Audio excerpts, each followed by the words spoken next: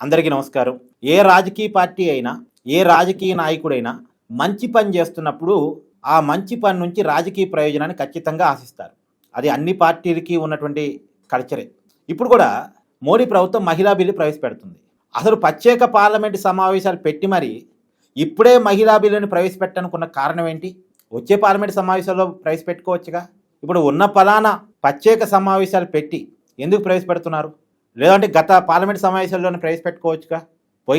మొన్ననే కదా బడ్జెట్ సమావేశాలు అయిపోయింది.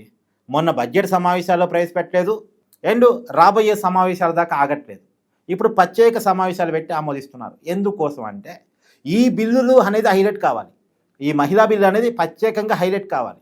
అందులోనూ ఈ బిల్లు వల్ల తమిళనాడు, బెంగాల్ ఎలక్షన్స్లో రాజకీయంగా లబ్ధి కలగాలి బీజేపీకి. అందుకనే ఇప్పుడు ఈ సమయంలో ప్రత్యేక సమావేశాలు పెట్టి ప్రవేశపెడుతున్నారు. అప్పుడు అనుకోండి బడ్జెట్తో పాటు చూస్తారు పోయిన పార్లమెంట్ సమావేశాలు పెట్టుంటే. ఇప్పుడు ఈ బిల్లు చుట్టూ చర్చ జరుగుతుంది.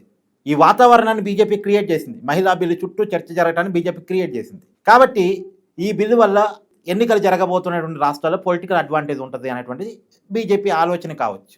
మొత్తంగా 5 రాష్ట్రాలు ఎన్నికలు జరుగుతున్నాయి. కాకపోతే 3 రాష్ట్రాలు పోలింగ్ అయిపోయింది. కేరళ అయిపోయింది, అస్సాం అయిపోయింది, పుదుచ్చేరి అయిపోయింది. కానీ తమిళనాడు, బెంగాల్ ఉన్నాయి. ఇవి కీలకమైన రాష్ట్రాలు. అందులో బెంగాల్లో ఖచ్చితంగా అధికారంలోకి రావాలని బీజేపీ అనుకుంటుంది.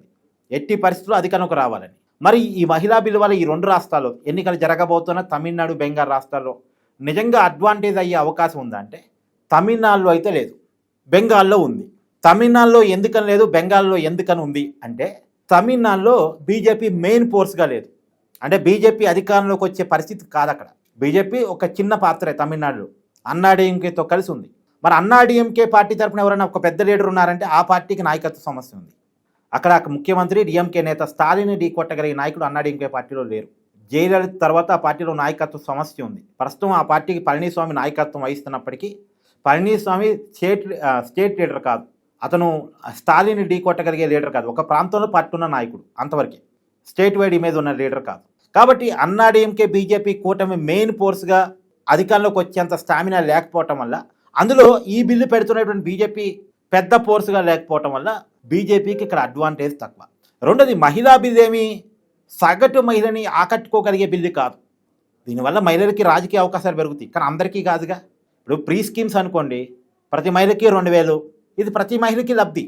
దానివల్ల ప్రతి మహిళ కూడా అట్రాక్ట్ అవుద్ది ఉచిత పథకాల వల్ల. కానీ ఎవరికో మహిళలకి ఎమ్మెల్యే అవకాశాలు పెరగబోతున్నాయి, ఎంపీ అవకాశాలు పెరగబోతున్నాయి అంటే కొంత ఎక్కువగా రాజకీయాల గురించి ఆలోచించే వాళ్ళు, రాజకీయాల్లో పనిచేసే మహిళా కార్యకర్తలకి ఇది ఉపయోగకరం తప్ప సగటు మహిళకి ఇది పెద్దగా వాళ్ళ మైండ్లోకి ఎక్కి బీజేపీ వైపు వాళ్ళని ఆకర్షించే విధంగా ఏమి ఈ బిల్లు వల్ల ఉండదు, లబ్ధి ఉండదు. కాకపోతే బెంగాల్లో మాత్రం లబ్ధి ఉంది. ఎలా ఉంది? అక్కడ బీజేపీ మెయిన్ ఫోర్స్గా ఉంది. మమతా వర్సెస్ బీజేపీ ఫైట్ నడుస్తుంది. చాలా టగ్ ఆఫ్ వార్ నడుస్తుంది. ఇప్పటికైతే మమతాదే అధికారం అంటున్నారు. మమతాకే కొద్దిగా అవకాశం ఉంది. కాకపోతే ఎంత అవకాశం ఉన్నా సరే మమతా బలం తగ్గింది, బీజేపీ బలం పెరిగింది.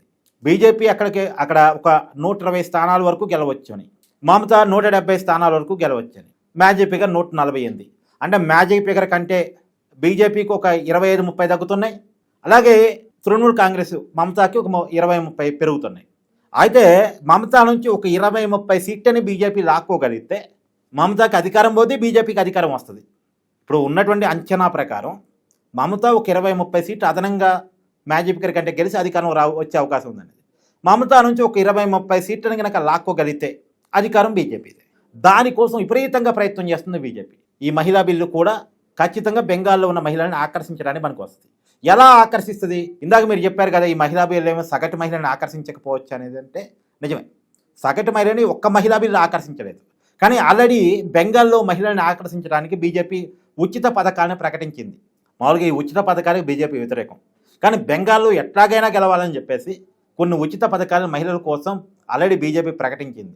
ప్రతి మహిళకి నెలకి 3000 రూపాయలు నగదు ఇస్తాం మేము గెలిస్తే అని ప్రకటించారు. మహిళలకి ఉచిత బస్సు ప్రయాణం ఇస్తామని ప్రకటించారు.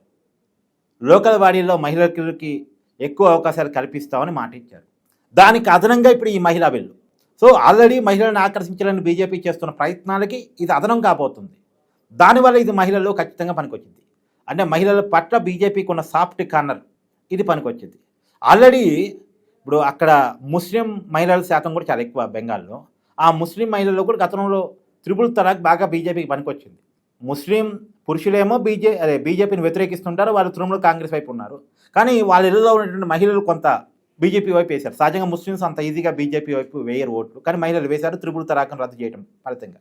ఇప్పుడు మహిళలకి రాజకీయ అవకాశాలు, పైగా నెలకి 3,000 రూపాయలు, మహిళలకి నెలకి 3,000 రూపాయలు నగదు అనేది బెంగాల్లో చాలా పెద్ద విషయం.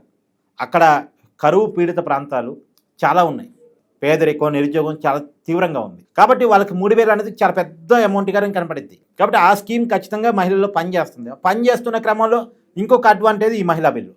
మహిళలకి రాజకీయ అవకాశాలు పెరిగే అవకాశం ఉంది. చట్టసభల్లో అంటే రాబోయే ఎమ్మెల్యే ఎంపీలు ఎక్కువగా మహిళలు అవుతారు, మహిళలకు రాజకీయ అవకాశాలు దక్కుతాయి అనేటువంటిది ఖచ్చితంగా మహిళలను ఆకర్షిస్తుంది. కాబట్టి బెంగాల్లో అడ్వాంటేజ్ ఉంది, తమిళనాడులో మాత్రం లేదు. మరి బెంగాల్లో ఉండే అడ్వాంటేజ్ ఎంత అన్నది చూడాలి. ఇది కీలకం, ఎంత అడ్వాంటేజ్ అవుతుందని చూడాలి.